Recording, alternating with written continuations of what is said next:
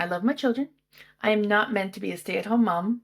Hmm. So I wanted to work in or to live and work in a country that had the infrastructure to allow a better work-life balance. And that was Sweden. They wanted a salesperson, Yeah, but they wanted someone who spoke Swedish. And I went in and I said, obviously. yeah, I said, you know what? You don't need a Swedish speaker, and I'm going to tell you why. Hmm. If you pick up the phone and phone someone and you say something in English, you have maybe 20, maybe 10 seconds longer to grab their attention than you Hmm. do if you're any other Swedish person picking up the phone or doing cold calling. Welcome to WITT. Hi, I'm Megan. I talk with founders, investors, and operators working in tech. My aim is to inspire you with their stories and perspectives. Through this podcast, I want to amplify the voice of women working in tech. If you want to support WITT, then make sure you follow us on your favourite podcasting app. Then you won't miss any future episodes. Today's guest is Shaena, originally from Canada and more recently Sweden. She is a founder whose business uses human connection as a service and has been an operator in so many tech businesses. Household names such as LinkedIn. Let's get started. Hi Shaena, welcome to WITT. It's great to have you on the podcast. Thanks for having me. I'm so honored that I was selected. Yeah. I would love to kick off our conversation with a lightning round. Is that okay? Let's do it. Awesome. First question.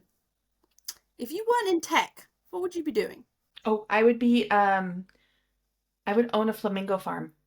Oh, great answer. Second question. How do you approach decision making under pressure? Uh, Trusting the gut, definitely, but also going to my council of people within my network. Trust the people.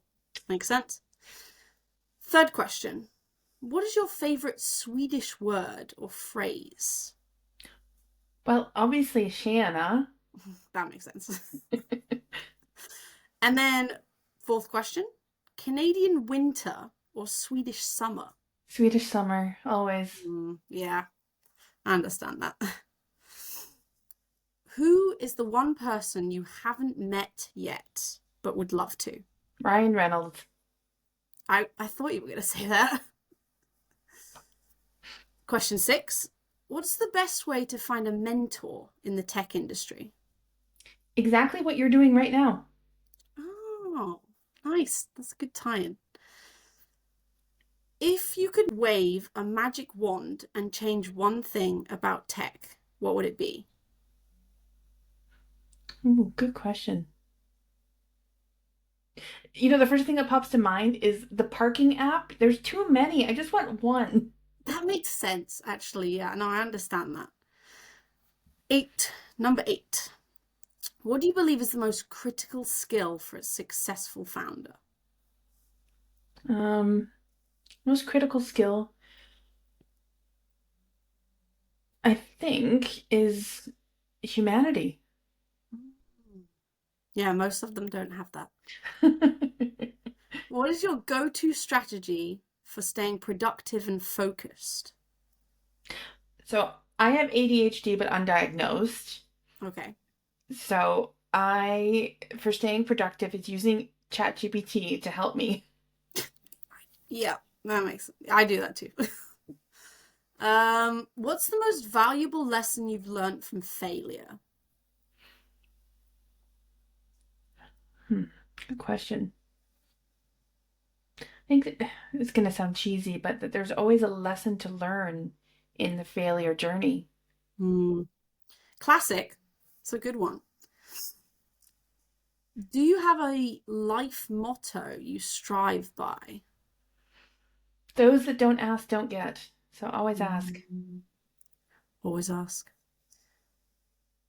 Who is the best person you've met through networking?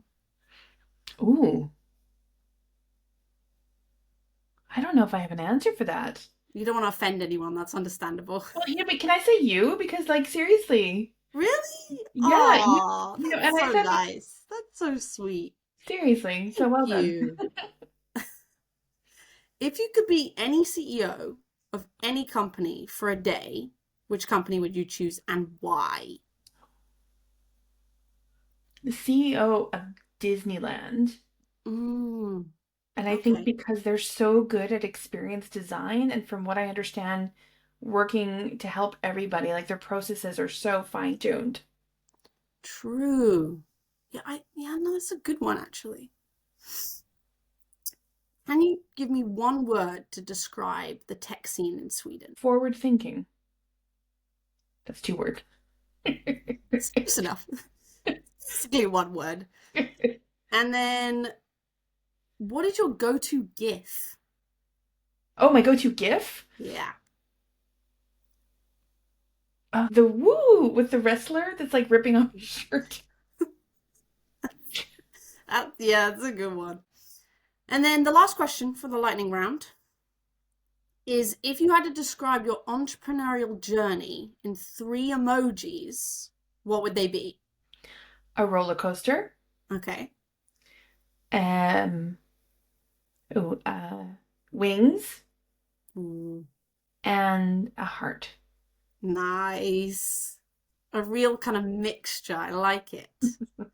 Well, that was awesome. Thank you so much for answering my questions from the Thank you. lightning round. Now, let's move on to your journey, right? From my research, it's clear that your mother and grandmother have been amazing inspirations in your life. Can you tell me a bit about them? Absolutely. I think, in my family, there's been a very strong female leadership, like, entrepreneurs, female entrepreneurs in my family. So I got to witness it young. And my grandma was an accountant for Pepsi. She actually had to start a career in her 40s because she had three daughters, never worked, and then she divorced my grandpa and had to go get a job, and it was the first job she ever got. But she worked Interesting. her way up there and worked in the Pepsi bottling company. So it was so fun to go on tours and see like how, Yeah. the behind the scenes. I love going to those things when they allow you. Yeah, that's awesome. And then my mom, she started the first ever Make-A-Wish style charity in Canada. Yeah. Make-A-Wish didn't even exist in Canada yet. So she launched the Rainbow Society in 1983 when I was 1 years old as a single mom and just hustled. Like, got, again, those who don't ask don't get is definitely Hmm. where I learned from her. Yeah, I So, mean, I can definitely see that. It's just insanely impressive what they've done. mm, And how do you think that affected you growing up? I think, again, seeing strong women around you and seeing that you can do anything, even when like all the odds are stacked against you, Hmm. definitely allowed me to know that I could do anything I set my mind to.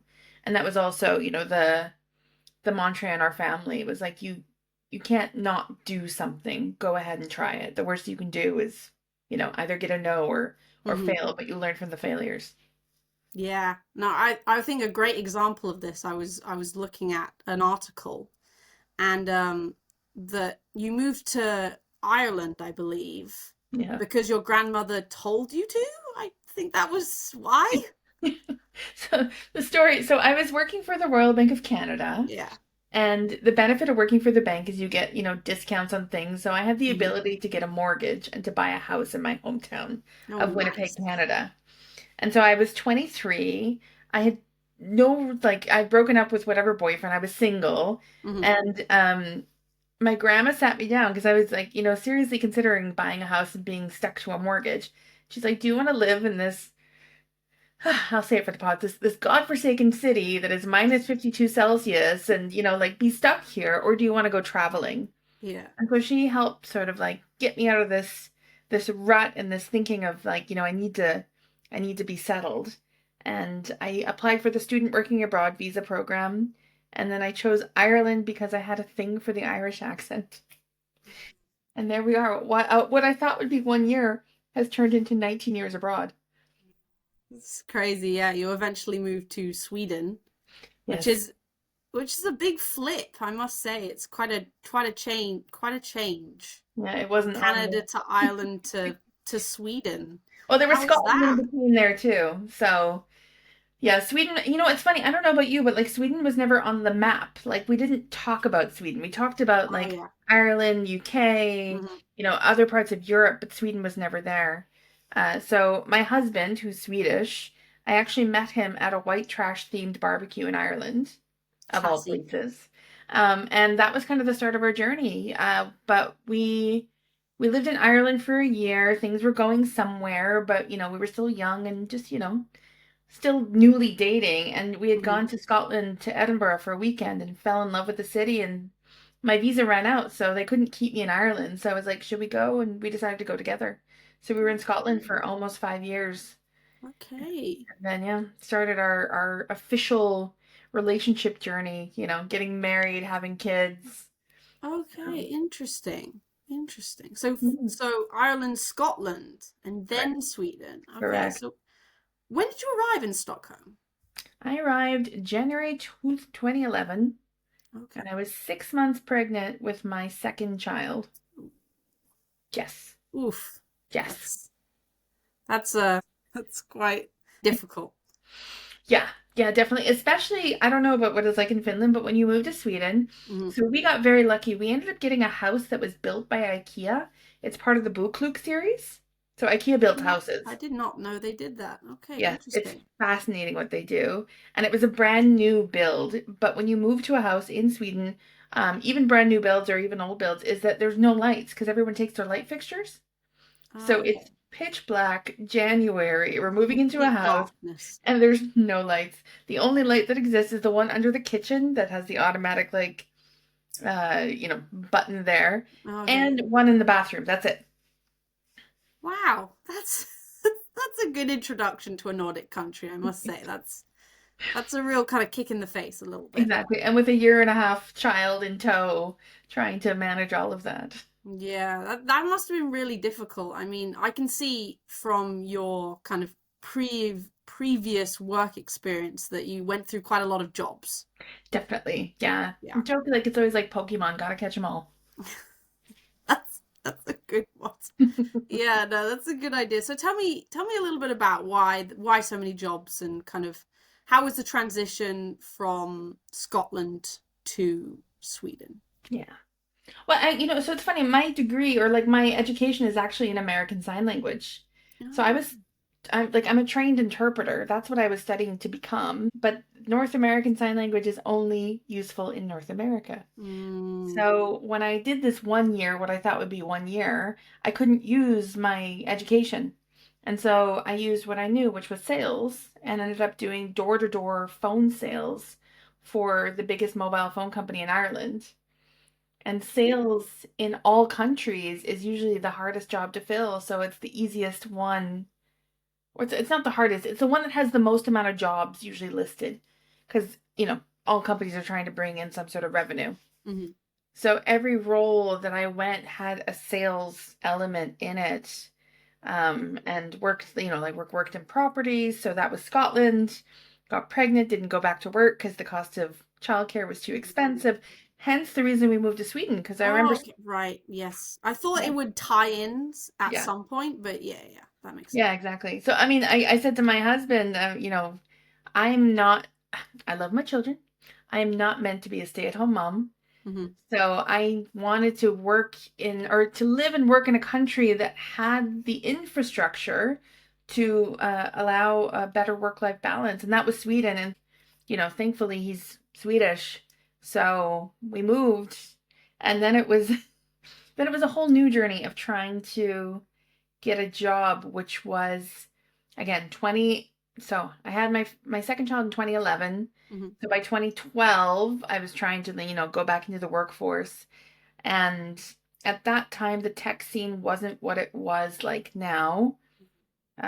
So it wasn't English speaking jobs everywhere. It wasn't, all of this money being, invested into into the country. And there wasn't, I think Skype was still around. So it wasn't what it was or what it is now. Yeah. And so the reason of having so many jobs is, I think, first of all, getting the first job in Sweden, which was super difficult. I ended up launching the first ever color run in Scandinavia. So I basically built my own job because I couldn't get one. And after that first year of doing that organization, it was Biletto, which was a ticketing platform based out of Denmark. They needed somebody with the knowledge of the color run because their biggest customer was a competitor to my event. Mhm. And I had used to work for Ticketmaster back in Canada. Yeah. So there was the overlap. And finally, somebody is like, okay, great, we'll hire you. But they wanted a salesperson, Yeah. but they wanted someone who spoke Swedish. And I went in and I said, Obviously. yeah, I said, you know what? You don't need a Swedish speaker. And I'm going to tell you why. Hmm. If you pick up the phone and phone someone and you say something in English, you have maybe 20, maybe 10 seconds longer to grab their attention than you Hmm. do if you're any other Swedish person picking up the phone and doing cold calling. So, That's actually a really good point. yeah. So he gave me an opportunity and I killed it. So, Awesome. but yeah, I mean, like to give a little bit. So, every job from that point on was I would go to an event or I would meet somebody or someone in my network would be like, "Oh, we need somebody with your skill set," and then basically I would get like pulled into the next thing. So hence the reason I would go somewhere and I wouldn't necessarily stay forever because the next thing would come and it would be like, "Ooh, this is shinier." Just kind of jump on the next train, like that kind Exactly. of metaphor. Yeah, no, I like Exactly. that. I mean, if you're not kind of happy or you're a bit bored or you just want to jump to the next thing, it's a great option. I do it all the time. Yeah. Not with jobs, but with other things. Well, no, but I think, talking about like ADHD and all of this, and again, not diagnosed, but know I'm on it, there is a pattern in, getting bored with something Mm, or, wanting to try something new. Again, what's shiny. yeah. So I look back on it now and going, oh, there was nothing wrong with me. It's just it didn't suit what I needed. Okay. And if the more, I think if we talk about that subject, the more we learn that more and more people have it, and you learn to manage, like learn how to manage people that have it, you can give them different projects and things that they, can keep them kind of Yeah, going. yeah. That they can kind of use to their advantage. It makes total sense. Exactly. Yeah, no, I'm almost diagnosed with ADHD. It's like process phase. Anyways, Yes. let's switch gears a Yeah. little bit and let's talk about your company. Mm. How did it happen? How did you found it? What was the process? Why the passion? Let's talk about it. So, as I told you, my mom started the first Make-A-Wish, which was Mm, called the Rainbow Society, and the whole process was granting wishes for children with life-threatening illnesses. So basically making the impossible happen. yeah. And I didn't know at the time, but like my whole personality has always been like, hey, if you're looking for Megan, you're looking for more guests, I'd be like, oh, I have so many people I need to introduce you to. And I've always been the connector in the room, right? Hmm. Which meant, so in 2018, I quit my sales job and I'm like, went into the world of events because I like to bring people together and it's where my passion lies and I wanted to get paid doing it. But 2018, 2019, that's, 2019 COVID comes. That's when I'm working for Klarna. And I'm basically called into an unscheduled meeting and let go immediately, which was the first time in my life that had ever happened.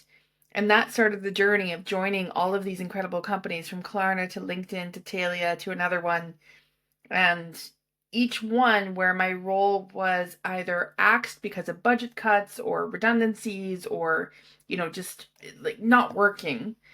And after the fourth one, I thought, okay, so the universe is trying to tell me something. I'm just stubborn. And great thing happened. Three great things happened, actually. So it was November 2022. ChatGPT had just come out to the mass market. And then I got a phone call from a friend. And she said, hey, Shayna, remember when I met you at King, the makers of Candy Crush? Hmm. And I was by myself and you didn't know me. You came up and you asked me who I wanted to meet. You ended up introducing me to so many people that night that I just felt like it was absolutely amazing. Can you do that again? I've just sold my company. I'm starting a new one. I'm going to Slush. I'm going to pay you. Can you be my professional wing woman? And so I went to ChatGPT. I'm like, what the heck is a professional wing woman? And it's like, you like to help people find love. And I'm like, oh, no, no, no, no, no love. Oh, yeah, yeah, yeah.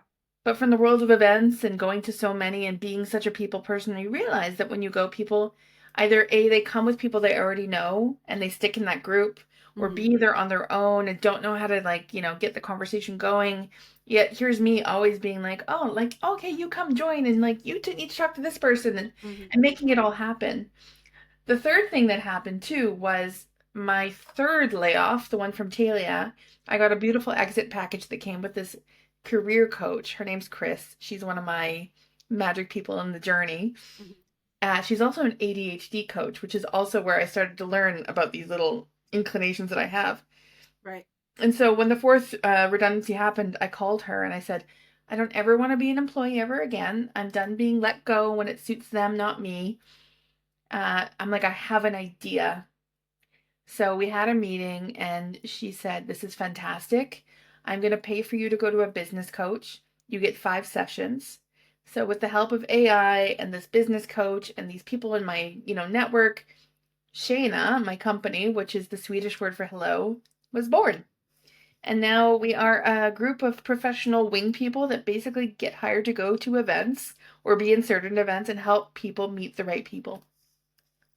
Yes.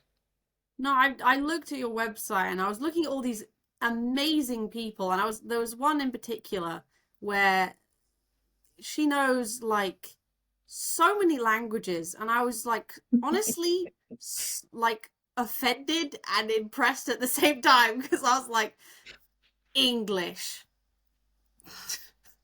I know, me too. I'm like, So English that or was a sign very language. humbling experience on my part. But Yeah. it's so impressive.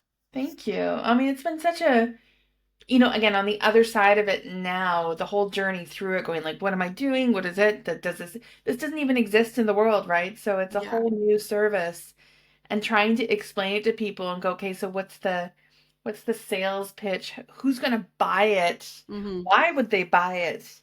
It's like that whole part has been a really fun journey too. And thanks for all the background in sales. Yeah. I mean, I'm just wondering, how do you find all of these people? Like, do they just wing person themselves, or like what? So I always joke, I'm a people collector. Hmm. It's part of Oh, this, okay. yeah, part Interesting. of this super connector profile that, Hmm. my brain has always been like, da da da. Dunbar's number does not apply to me, right? The 150 people that you can keep in your network. Right. And so over the years, I've been meeting people that do what I do, but don't realize that it's a superpower. And Oh, so okay. when I got to the point of going, hang on a second, I can't clone myself. But I know Yeah. wonderful people in my network that can do this. I basically pitched them and said, I'm building this agency. Do you want to be a part of it? And it was the easiest job to convince anybody who's in this, who's currently listed, because they all realize that one of the things about being a connector is that you don't necessarily, first of all, money isn't the driver when you're a Mhm. super connector. You just like what gets somebody going is just the ability to see two people come together and who knows what comes from it. Could it be, business, partnerships? It could be love, not the intention. Um, but I wanted to showcase to a lot of these people that there's the ability to actually earn a living from this. And it's a way that doesn't, again, it doesn't feel dirty to being a super connector, right? Like this is more of a service-based business now, which also makes it a lot easier to go in and, make it, yeah, make magic happen. Yeah, I mean, it's very impressive, like the kind of the company that you've built. I'm honestly very inspired, and I hope one day that I could be one of those people in the future. You've got the Just skill. English. No, It's languages are not my superpower, let's just say. but it's not languages that's a superpower. It's the Yeah, ability to of relate course. to other humans, to ask the right questions, to see the connections. Hmm. Languages is just, an Just a added. bonus. Yeah. Yeah, I mean, it's hopefully one day. Let's move on to your prep questions. So, in your prep question, you talked a little bit about the idea of if it doesn't exist, create it. And you've Yes. mentioned this quite a lot. And then you can't fire yourself, which I especially like. Very funny. Yeah. And then, so let's unpack those. Okay. Talk a bit about them. Okay. So if it doesn't exist, create it. You've seen Hmm. the movie. What is it? Field of Dreams. If you build it, they will come. Yes, yes, yes, yes. It is a common entrepreneurial phrase. I have heard it many times. I totally believe in this. I think Hmm. if there's something that doesn't exist, create it. And like, I didn't realize that I was an accidental community builder until, again, looking back, hindsight's 2020. Yeah. So, for example, so I have a dog. We have a dog park. There is a bunch of us that always meet at the dog park, Hmm. but yet we don't know when each other's going to be there. So I created a WhatsApp group and we've named it the Bark Park. And now when everybody wants to go, they put in like, hey, I'll be at the Bark Park with my dog at this time. Who wants to meet? Hmm. I even painted a sign and put it on the fence. That's an accidental community, but also if you know that they will come because, well, maybe we're all going to be there anyway. Yeah, yeah. But it gives me, like, it scratches an itch of going, like, I don't want to be alone in the dog park. My dog needs friends too. True. So here is a simple, easy way of doing something. And then just as you meet people and, recruit them in, it becomes a community. The same thing, I have a group called the Ugly Ladies, and it's been going on for 9 years. It started with maybe 6 or 7 of us. And at the end of every year, we do the ugly Christmas sweater dinner, ugly gift exchange for ladies who dine, which is way too long of a name. So it's become the Ugly Ladies. Okay.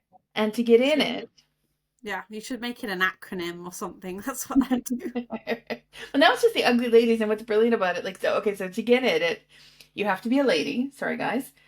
You have to be fun and like, just chill and vibe. And it's Hmm. not pretentious. And you have to be vouched in by another ugly lady. Okay.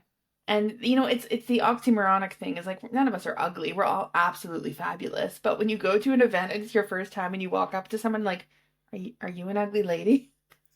And I just love watching people because sometimes people have said it to the wrong people. They're like, "What did you just call me?" Oh But it's yeah. a conversation starter. Okay. No, that's I did. Oh, and it's just this wonderful group. And for me, like what I get out of it is powerful women from all walks of life, from all Hmm. industries, that we all are just supporting each other. Like if someone needs, to go for a coffee with someone, they can just say, "Hey, does anyone want to meet me?" Or tomorrow night, we're going dancing, a whole bunch of us, and we're all just, again, it's a community where you can Yeah. just sort of throw in fun things. Yeah, I mean, I can definitely see that. It's all about kind of building that community and kind of just being able to relate off of each other. And Yeah. that's awesome. We should talk a little bit more about the you can't fire yourself Yes. quote. That's what I'm Yes. calling it quote. So I have a friend in Stockholm. His name is Dick. Dick is a wonderful human being who was one of the first early people that talked about designing your life. So Hmm. he's in his 60s. I think he's about 65, 66 now. Um, and I remember sitting in his office. Again, this is probably in one of my redundancies. And just throughout my life, people have been telling me, Shaena, you should start your own thing. And I'm like, I Hmm. never really felt like I had it. I didn't Right. know what I would sell. This idea of what I'm doing now it wasn't there yet. And he said to me, he never fit in. He was fired at the age of 23 and he started his own company. He's never looked back. And the best thing is that he can't fire himself. And so that's what he told me. And I just remember it sticking and going, oh my God, that's so smart, right? You can't fire yourself. And I'm the best boss in the world, right? Like employee of the year, right? But I think it's something to take on board. It's like if you are entrepreneurial and you are driven and you want to build something, like you are investing in yourself. Yeah. I mean, yeah, you're definitely investing in yourself as well as like the other people around you because you can't do it yourself. No, Definitely can't do it yourself. no, But definitely not. you're definitely investing in the yourself mostly, which is it's a scary thing to do. I think to put Absolutely. almost entirely everything at your ability to do something. I think people find that Definitely. really difficult Yeah, sometimes. but I mean, again, we're in the age of AI where this gets even more exciting now. Hmm. Technically, you're not alone, right? Like if you want to lean on a chat GPT or whatever, like I use it as my business True. coach. Yeah, I mean, it can do anything. It's very impressive. I was Very shocked. scary. I hadn't been on it in a while, and I was very impressed at the fact that it's actually improved quite a lot since the last time I was on it. But yeah, anyways, Uh, let's dig into your frameworks. Yes. So you mentioned high fivers and rubber ducks, Yes. which I thought was quite funny. So let's hear about this. So, something that I talk a lot about is like mapping your network. And this is great if you are looking for jobs or trying to figure out what you want to do with your life or, whatever the reason. Hmm. Being able to map your network is a fantastic way to sort of see like who can you rely on, who can you reach out to for specific things. So, there's 8 different categories, one of them being first one being rubber ducks. And a rubber duck is actually a coding term, right? It's to like go back and forth with like the code. You don't like you have to talk to your rubber duck before it's ready, but it's basically about bouncing ideas. Okay. Who in your network can you bounce ideas with? Then you have your high fivers or your cheerleaders. These are the ones that kind of lift you up when you're feeling down, right? You have Hmm. your jurors, the ones that you go to for advice. Your anchors are the ones that keep you grounded. Then you have your ghosts. These are people that have like potentially faded from your network. Not a bad thing, but you can re-engage them. You have vampires, the people that drain your energy. And it doesn't mean that they're always a bad person. It's just like I have a friend that I can't rubber duck with. I know if I call her for ideas and bouncing, it won't work. Right. Then you have obsidian rock stars, which is basically all of the categories minus the vampires. Hmm. And you have your wing people, your connectors, the ones that can introduce you to somebody that can potentially be that critical introduction or get you to the next place. So yeah, this is a framework that I actually teach to students, to people looking for jobs, to whoever needs it to yeah to kind of help you go through. And then when you really start to map that out and go, oh wow, I don't have enough rubber ducks in my life, or Okay, so it's about understanding your network as it is and seeing the people that can potentially help you and nurture you, and then the people that can harm you and really bring you down. Oh, that's yeah, interesting. Okay, mm. I was like looking at your answers and I was super confused. I was like, what are you talking about? But yeah, no, that makes a lot more sense. Yeah, that is a really, really, really good idea. Thank you. Honestly, I should do that. Yeah, if you ever want to, happy to Yeah. walk you through it. I use Miro for it, so I can send you the Miro, just to kind of walk you, and then you Yeah, can. that would be great. Yeah. Awesome. Now we've entered the part of the podcast which I like to call the zigzag zone. And I want to know where you are zagging where everyone else is zigging. Oh, I Yeah. think this zag is again number one, moving abroad. Moving abroad when you don't know a soul, have a job, have anything Mhm. lined up, that is definitely a zag. Yes. So I am so grateful that my grandma told me to get out of Dodge, and go and explore the world. And I think if you have that opportunity in your life, take it. Because you're going to see and learn and meet so many incredible people that are going to be a part of the journey. But if you have to actively, I think, be aware of what you're doing, because again, I believe that people are going to cross your paths for a reason. And I think everyone meets for a reason. You don't know it at the time if that person's going to be. I always joke that I'm in my own TV series. Like I'm the main character. I have main character energy. Yeah, okay. Right. This is an episode of my series right now. We're doing a podcast. You are Okay. a guest star. Yeah. Right, but you're not a series regular, Right. right? Yeah, yeah, yeah. So I think that I'm a definitely, special. Oh, that's nice. yeah, exactly, right? Maybe you make a few cameos, maybe you become Hmm. a series regular, who knows, right? Yeah. One day. One day. Yeah, but Um, that's really cool. And yeah, no, no, I definitely understand the whole moving where especially when you're younger, it's a lot harder. I have a lot of experience with that. Obviously, I moved to a lot of different places when I was quite young, and I've been in it's about 7 schools now. So it's a hard experience. I feel like a lot of people don't realize how hard that is, but it's starting over, right? And also like your story of moving to Finland, right? It was your Mhm. decision to go for the family. Yes, very interesting story that I've told way too many times, but I can tell you if you want. Yes. Yeah, but I mean the baseline of the story is I had to do a project in school on any country of our choosing, And everybody else chose the obvious countries. So, Mexico and Spain and France and like very generic countries. But I wanted to do something interesting and somewhere that I actually thought maybe I'd want to move someday. Very chaotic. Anyways, so I chose Finland because I knew literally nothing about it because the American system, the British system, they don't exist to them. So yeah, I chose Finland and I just researched the crap out of the country. And I absolutely fell in love with it because, I mean, it is an amazing country. And I also obviously did research Sweden as well. So that Sweden was definitely a close second. But yeah, I know I fell in love with the forests, the lakes, the Language? wildlife, nature. Not really the people. I mean, they're okay. What about the language?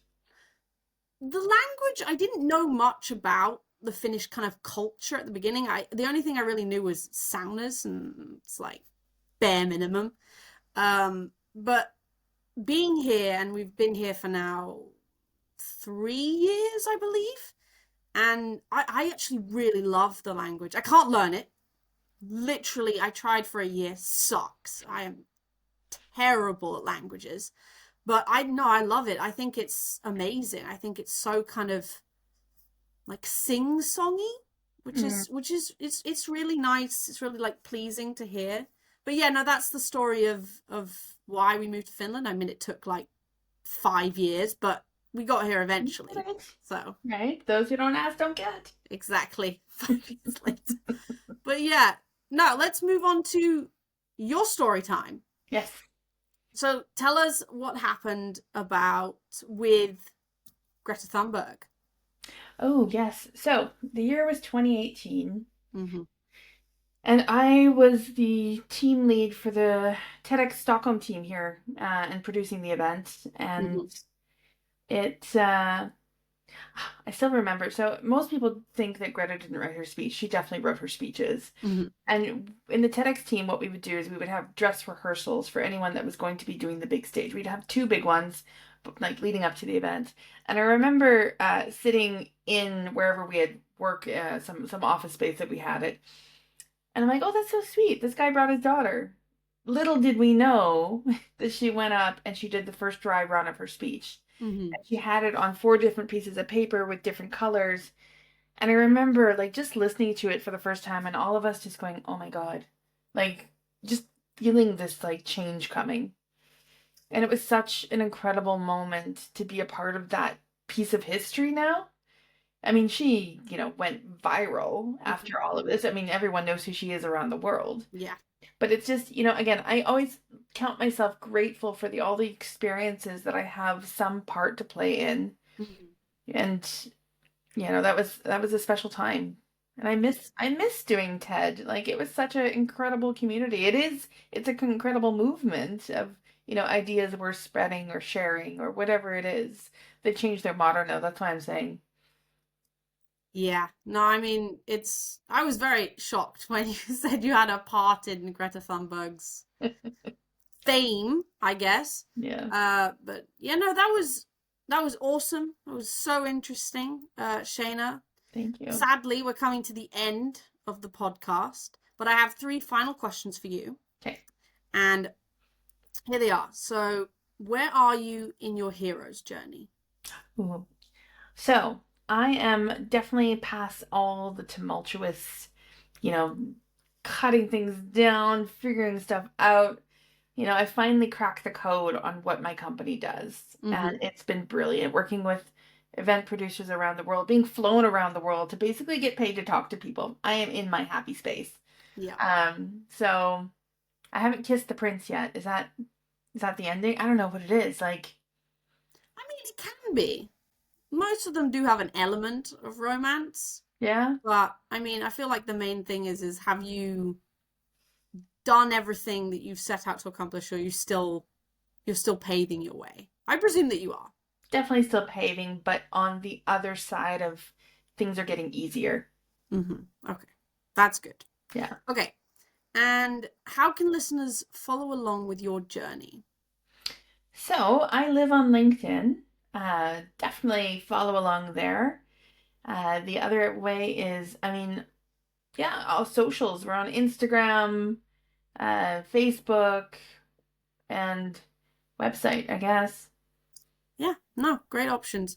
And then how can listeners be useful to you? Brilliant. Okay, so here's my ask. If anyone knows an event that needs help with networking or could definitely improve their networking functions, then let them know that wing people exist and we would love to work with those type of organizations. So, Slush, if you're listening, might be a good one. Hopefully one day, yeah, definitely. Well, great answers.